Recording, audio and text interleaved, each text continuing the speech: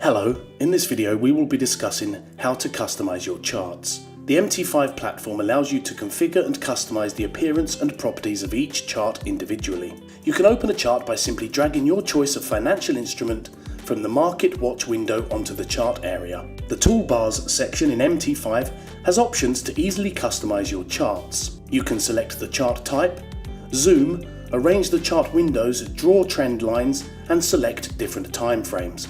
Changing chart properties. Click on the Charts option in the main menu or right-click on the chart area and access properties in the drop-down. Here you can choose to use bar charts, candlesticks and line charts. Clicking on Chart on foreground means all analytical objects will appear in the background. Chart Shift enables you to shift the chart from the right corner of the window. You can also choose how to scale your chart relative to the pip ratio.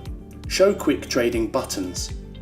This shows buttons that open the Quick Trade panel as well as depth of market directly on the chart. You can choose to show bid price line, ask price line, last price line, show period separators and grid.